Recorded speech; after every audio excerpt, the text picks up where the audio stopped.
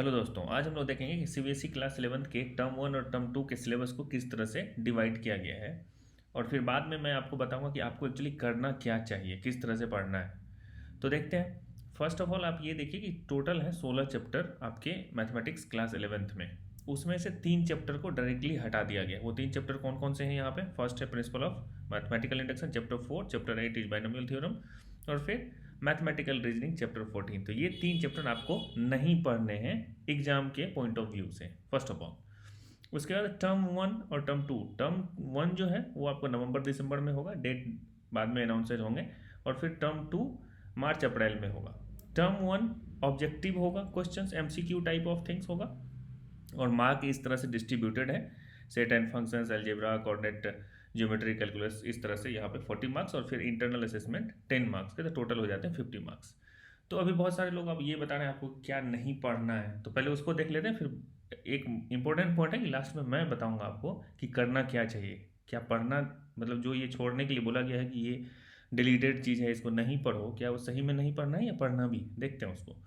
तो टर्म 1 जो कि ऑब्जेक्टिव टाइप का होगा, अराउंड 90 मिनट्स का एग्जाम होगा, एमसीक्यू टाइप का होगा। तो उसमें जैसे सेट्स एंड फंक्शंस, ये जो चैप्टर 1 है उसके अंदर सेट्स चैप्टर 1 है और रिलेशन एंड फंक्शंस चैप्टर 2 है। तो यहाँ पे मैं दे दिया हूँ कि डिलीटेड जो है वो कंप्लीमेंट ऑफ सेट्स है, यानी कि एक्सरसाइज 1.5 एंड एक्सरसाइज 1.6 आपको नहीं करने हैं अभी इस एग्जाम के लिए, ठीक है। और फिर रिलेशन एंड फंक्शंस पूरा का पूरा पढ़ना है। इसमें कुछ एक्चुअली जब जो पॉइंट ये है कि सीबीएसई ने ये नहीं कहा है कि कुछ चैप्टर्स डिलीटेड हुए या कुछ पार्ट, उन्होंने सिर्फ एक दिया है न्यू सिलेबस टाइप का थिंग, जिसको देख के लोग ये समझ रहे हैं कि ये चीज़ इसमें नहीं लिखा है तो इसको नहीं पढ़ना है, ठीक है। लेकिन ऐसा सीबीएसई ने नहीं कहा है कि कोर्स रिड्यूस हो गया है, जिस तरह पिछली बार हुआ था 30% का, ऐसा कुछ नहीं कहा गया है सीबीएसई की तरफ से। उस तरह से अब अलजेब्रा में जाएंगे तो यहाँ पे complex number and quadratic equations chapter 5 है।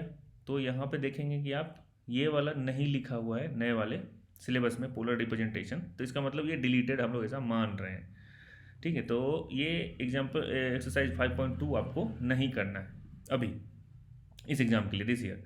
सीक्वेंस सीरीज में चैप्टर 9 है, इसमें ये है सम ऑफ एंड टर्म्स वाला स्पेशल सीरीज का, ये तो एक्सरसाइज 9.4 में सारे क्वेश्चंस इसी से रिलेटेड है, तो ये भी आपको नहीं करने हैं। तो इस तरह से मैं यहाँ पे दिया हूँ।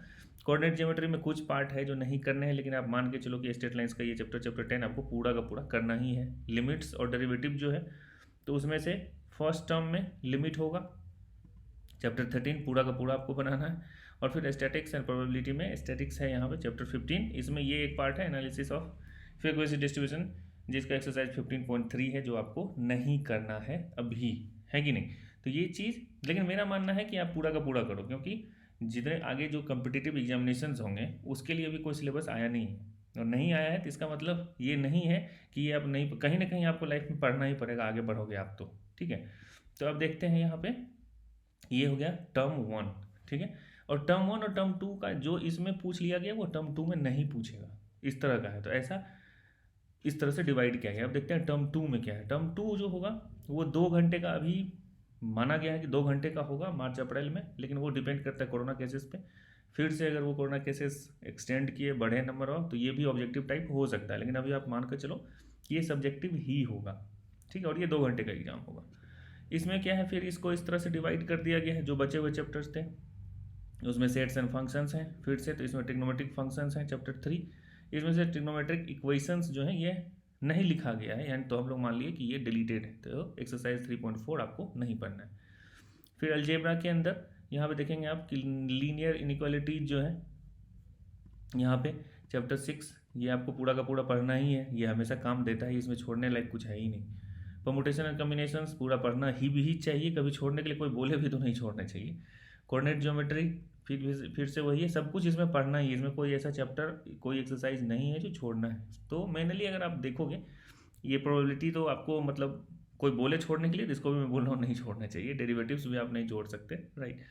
तो ये सब चीज़ आपको ऐसे भी नहीं छोड़नी चाहिए अगर कोई बोले भी तो, ठीक है। और ऑफिशियल स्टेटमेंट अभी आया भी नहीं है कि ये डिलीटेड पार्ट है, सिर्फ हम लोग, ये जो टीचर्स लोग हैं वो ऐसा मान रहे हैं कि जो चीज़ नहीं लिखा हुआ है तो वो हम लोग मान लिए कि डिलीटेड है। लेकिन मैं जो शुरू में बोला था कि मेरा ओपिनियन क्या होगा, उसके लिए मैं ये बोलता हूँ कि जैसे देखो, जो भी चीज़ इसमें दिया हो सबके सब पढ़ो आप, और वो भी पढ़ाई जो है आप अपनी नवंबर दिसंबर से पहले, फर्स्ट टर्म से पहले मैक्सिमम पढ़ाई खत्म कर लेनी चाहिए आपको, क्योंकि ये यहाँ पे बोला गया है कि ये चैप्टर जैसे हैं, ये सारे चैप्टर जितने हैं फर्स्ट टर्म के, ये सेकेंड टर्म में नहीं पूछे जाएंगे, लेकिन कॉन्सेप्चुअली दोनों एक दूसरे से रिलेटेड हो सकते हैं।